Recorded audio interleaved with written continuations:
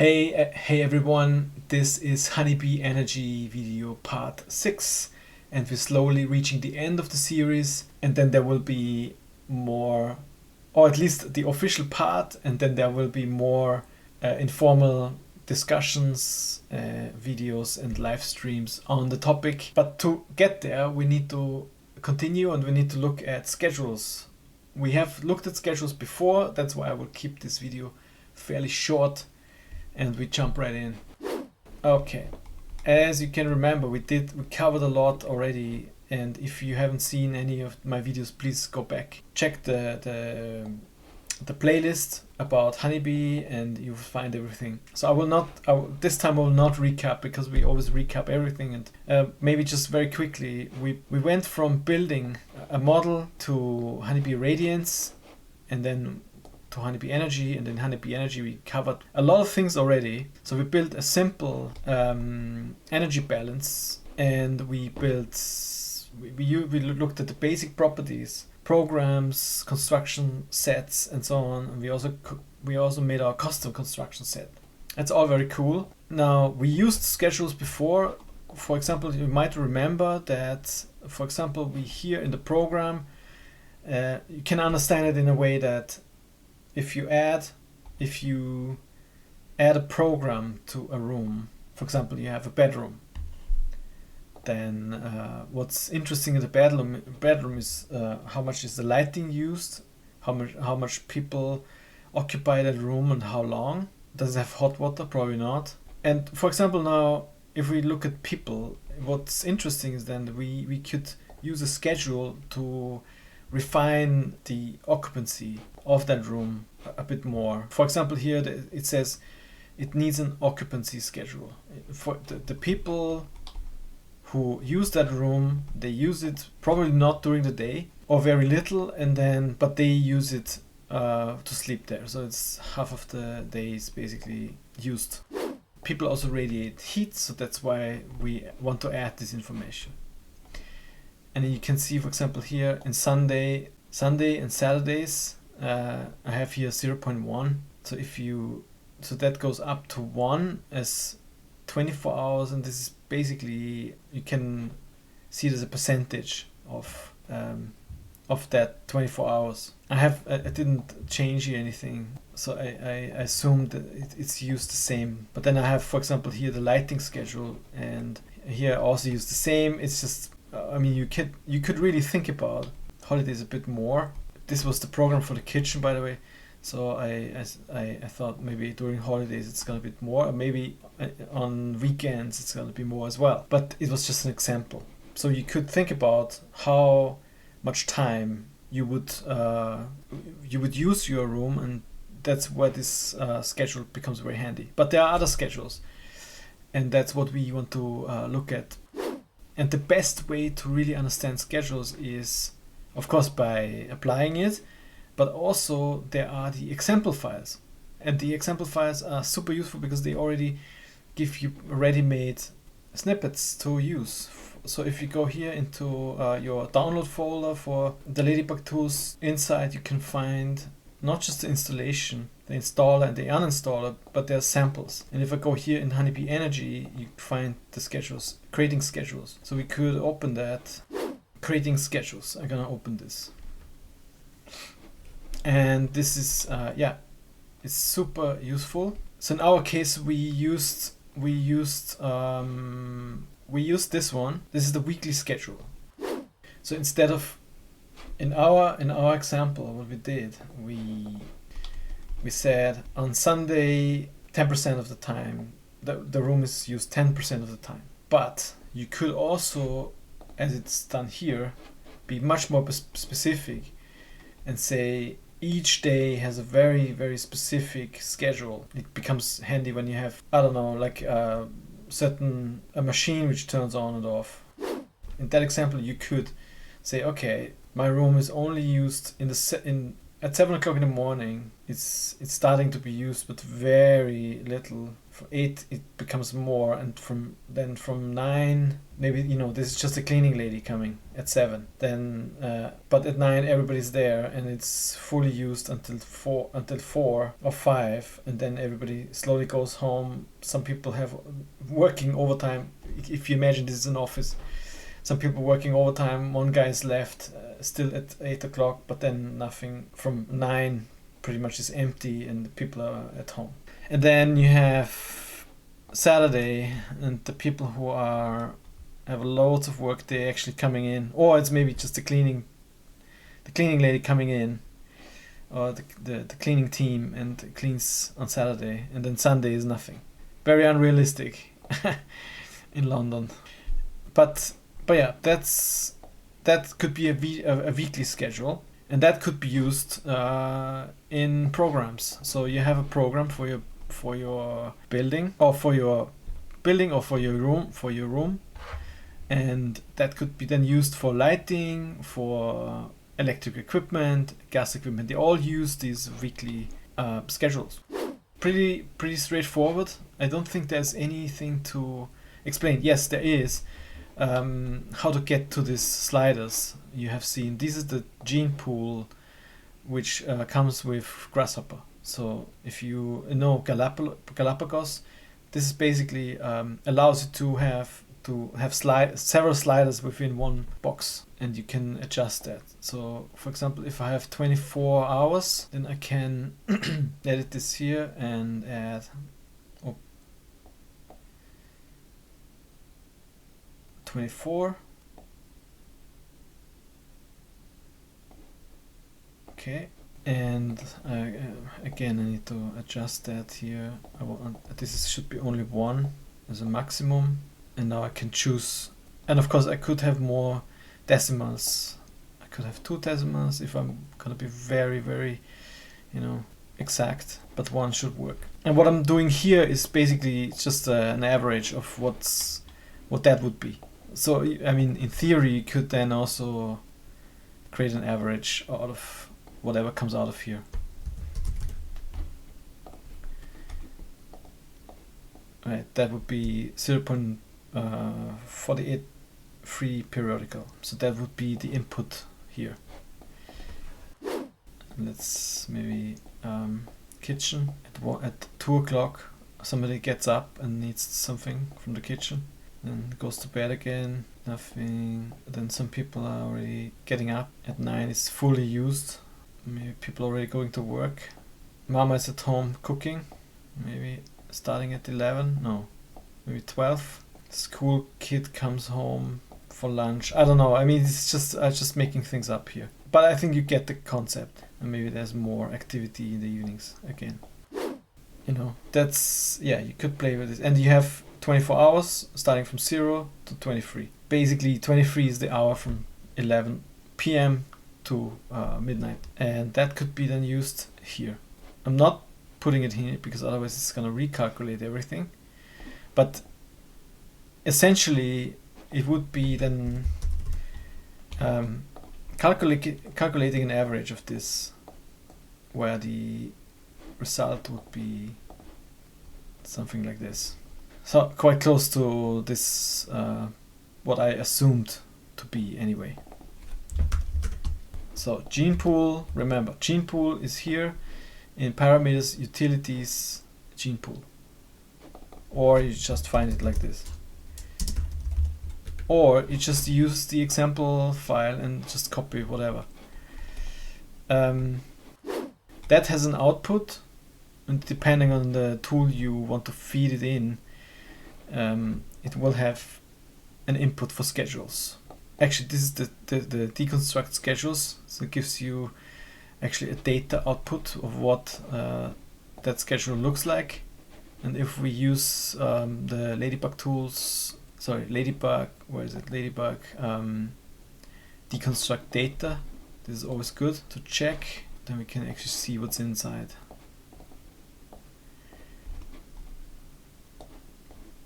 Now this is all the hours of the year.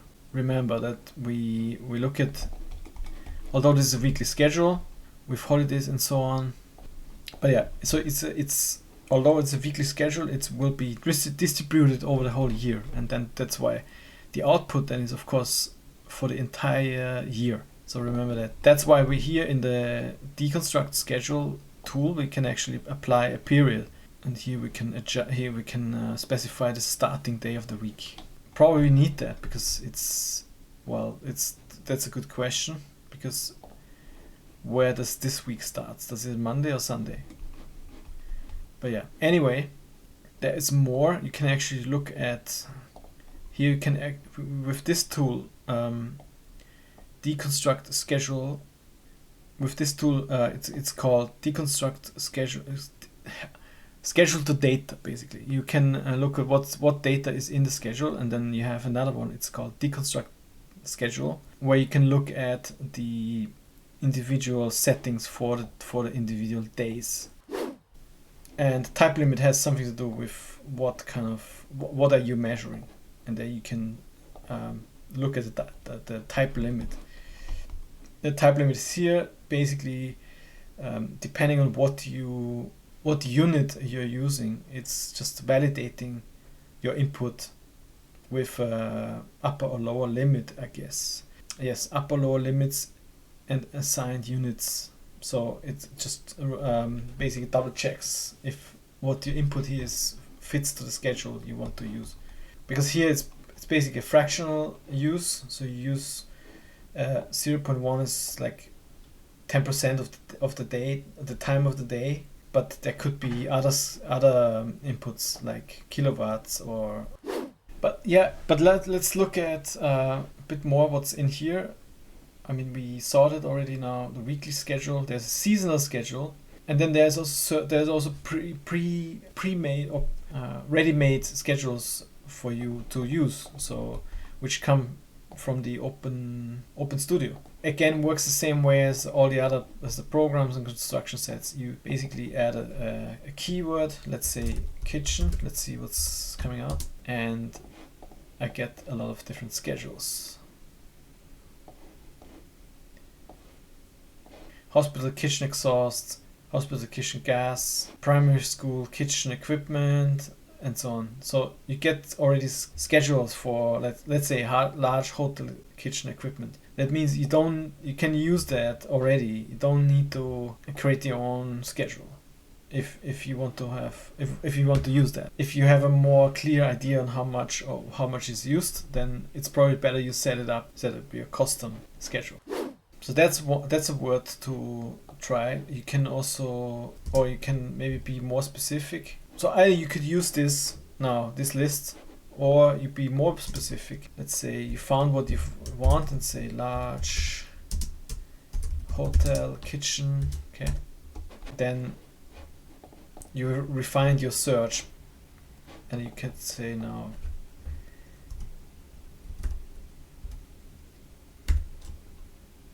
Now you have two left. It's pretty annoying, but that's one way. But you could also keep it like this, and then use human and the item selector. This is pretty handy, and that gives you like a drop-down list with these items.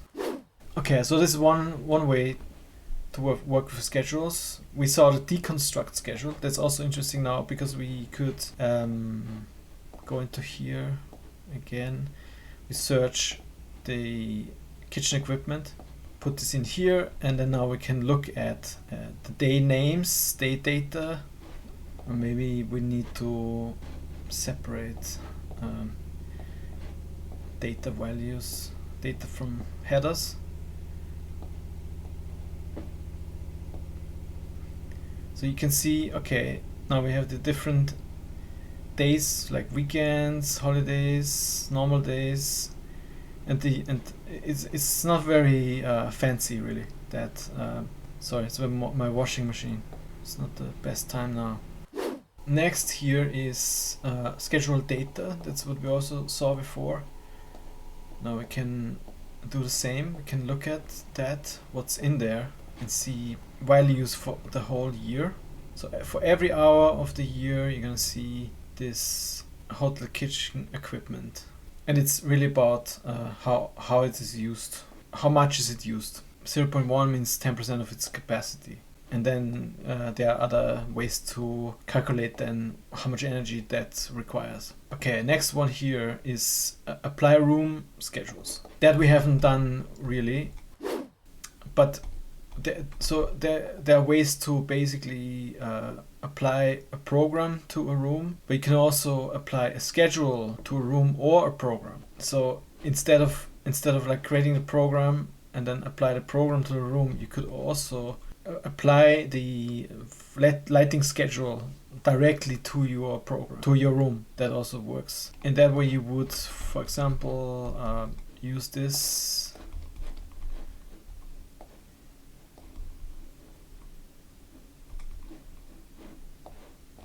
Set it here. Just be aware whenever you, for example, now we have a program already applied.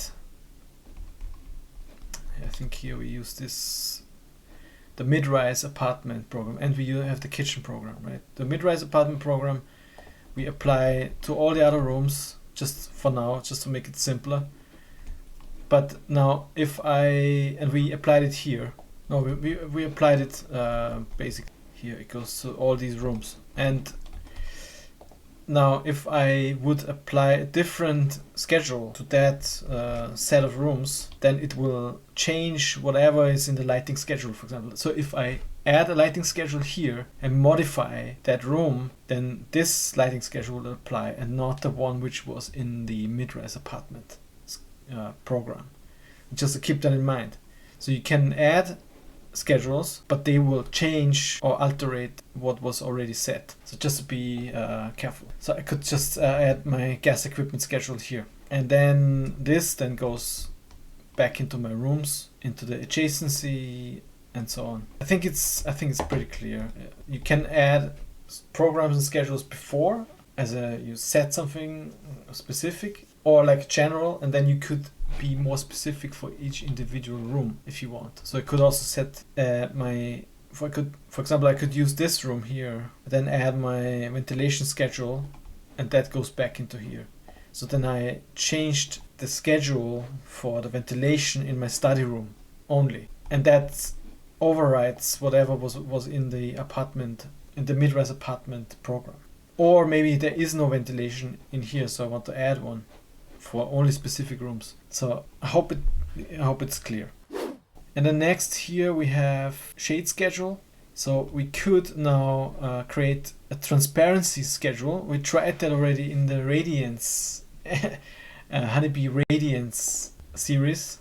In the episodes about Honeybee Radiance, we tried to have a transparency schedule on an object. That didn't really work. Now this could work. So now if I have a tree and it loses leaves during summer and winter, during winter, then there is like a transition period between fully opaque and completely transparent, and that I could put in here. Now you will ask, how would that work? How could I do that?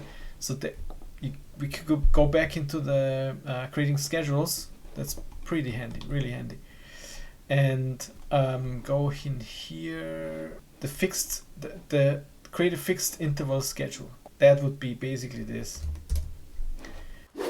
If I go in here, I can look at, so they set it up in a way that you create 2190 numbers, which basically is a quarter of the year, and then there's a formula which depends on which season you are, will gradually change the number from 0 to 1, meaning that 0 is completely transparent and 1 means completely opaque. And then that creates the data. And then combines the data. If you look at the data, it's basically just a list. It's really just a list of numbers going from 0.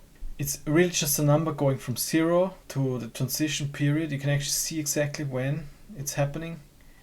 So this is basically spring starting, and it increases gradually to 1 in summer, and then it decreases. It basically the tree loses his. It's not very accurate here because it would imply that the tree lost its last leaf on December the 31st. Maybe some of the plants are really like that, but I think you could improve that. And then you feed it into the fixed interval schedule, and that creates your transparency shift. So this basically wants to get a schedule like this where you have values for each hour of the day, and then you apply it to your Honeybee objects.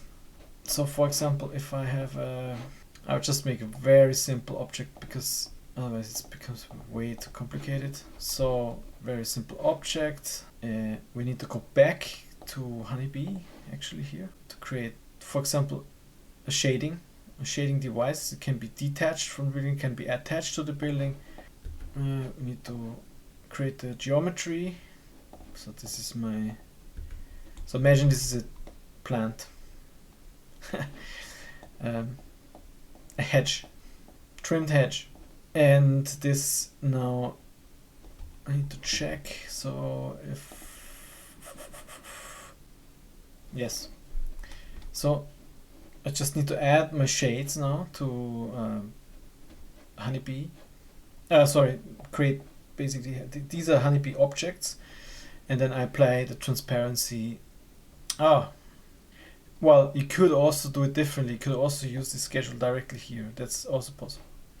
I was just confused. So you could use it like this. You apply the transparency schedule here, or you apply the transparency schedule here. It's the same. It doesn't really matter. So that's possible, or the other way. It's probably interesting if you have more objects which do the same. If you have dynamic shading on your building and you have always the same schedule for all devices, then you can use this. You can add it basically with this one, add shade schedule. So that's also possible. What else do we have? Constant schedule. So we looked at the weekly schedule, constant schedule. This is basically just a daily schedule, where you assume that there's no change whatsoever. So this is always the same routine for every day in the year. It actually says here a list of 24 values that represent the schedule values at each hour of the day. So you could again use a gene pool, or you just put one number which represents an average of that. So you could do this, and then you should always give a name, and here again the limit to make sure what that should be. I think it would be good if you are really working with this very often to get familiar with the type limit and just read whatever is written here. Or you want me to go through. A text string from the identifier of the schedule type limit to be looked up in the schedule type limit library. This can also be a custom schedule type limit object from the Honeybee type limit component. Maybe let's look at that. All right, type limit here. So you can, for example, give it a name. So if you don't want to use a value from 0 to 1, but you want to use something else, then you could set this limits here and put it in here. So now I could, let's just try it. We can, temperature for example, if it's temperature, let's get another slider. So now I have from 10, plus 10, minus 10, lower limit, minus 10, unit type, and then you could use unit type and temperature, for example, temperature. And I need a name, of course. Let's see if that works if I use the same. Yes, works. And then I have basically set the limit from minus 10, plus 10. Maybe you set a different limit here. Maybe this is minus 2. So then I have a different limit, and that I could use now here. And now if I haven't tried it actually.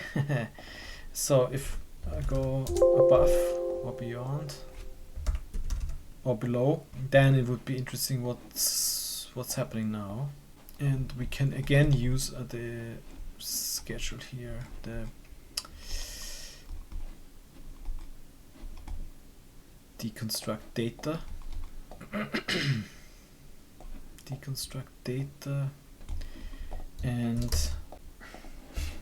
funny thing is, it's not really working, it seems like, because I would now I would think that there should be a report or saying, or warning saying that I'm outside my limits, but it doesn't. So if anybody knows, this is the typical thing with Honeybee. Some things are that where you're not sure if it's my mistake or the software mistake. But here it should be actually very straightforward. I'm not sure why it does that. Let's see what's written in here. Yeah, it doesn't really do much. It doesn't give me a warning, nothing. So I'm not sure if this works really. So meaning just make sure that you have the right units and you use the right values. So I wouldn't trust that now because I'm not sure. Okay, anyway, let's continue. So we looked at the constant schedule, we looked at the fixed interval schedule, that was the one for the shading, and the seasonal schedule would allow you to change a base schedule over a certain period. So for example, you have a base schedule which is a constant schedule or weekly schedule. So we have a weekly schedule which with these values, Monday, Sunday, Monday, the whole week, holidays and so on, that we could use here, could put it here. And then we have an alternative schedule which has different values for analysis period. So for example, I have, I don't know, I'm a hotel and I have like the whole year is pretty much the same, but then there's 1 week which I know already it's gonna be crazy. It's gonna be way different than normal. Like for example, Easter holiday, then I can change that here in the analysis period. So basically I have base schedule, which is the whole year, and then I have a different schedule because there's a certain event or a certain holiday, and that happens within a certain period. And then it will use, for the rest of the year, it will use the base schedule, and for that specific period, it will use my alternative schedule. I don't need to show you that because I think it's very straightforward. Basically, we have these weekly schedules. We have here different schedules for the different items, people, lighting, equipment, and so on. And that would just allow you to change it in a certain period to reflect that within the year. I hope it's clear. I hope it's very clear. And I think we are there. This Honeybee type limit is a bit really annoys me that it seems it doesn't work. But yeah, if you know, let us know, because we all learn together. One more thing that I just realized, there's also a Honeybee daylight control schedule, which can be used in Honeybee Radiance. That's why it's actually in the Honeybee Radiance tab and not in the Honeybee Energy tab. Interesting. And you use it together with the annual date. So it's something I think I need to go back to the Honeybee Radiance and look at that at some point. Or maybe I have and I already forgot. Yeah, hey, that are Honeybee schedules. You know, when I started with this series, I always thought, I hope I never get to these schedules because they are so hard to understand. Actually, it proved me wrong. They're so simple. They are so simple. It's just imagine a list for all hours of the year, and every hour of the year gets a number assigned. That's basically it. And with a fixed schedule, you basically you can control like the hour per day. That will be added up to 1 year. And then you can, or you use the weekly schedule, where you have like 7 days a week, and they have a different schedule within. That will be added up for the year. And then you have the seasonal schedule or the fixed interval schedule, where you can gradually change stuff within a year. And the numbers are basically generated by normal Grasshopper components. And then you have the seasonal schedule, where you basically take a weekly schedule and have an alternative schedule. You just use a period, a special period, a certain week where this basic schedule doesn't apply, and you need an alternative schedule. And that gonna be added up to a whole year. In fact, you could write your own list of 8,000 plus values for each hour of the year, or an average. Even an average works. You could think of, okay, how much is my light on during the whole year? Is it 10% of the time, 5% of the time? And that could be just a number, 0.1 for 10%. That could be your schedule also as an average value. And then this will be added to 1 year, and every hour of the year has 0.1 as a value. I hope it makes sense, and see you next time. I think we will go through so next time we will look at the HVAC components, air condition, cooling and heating. Interesting stuff. Alright, see you next time.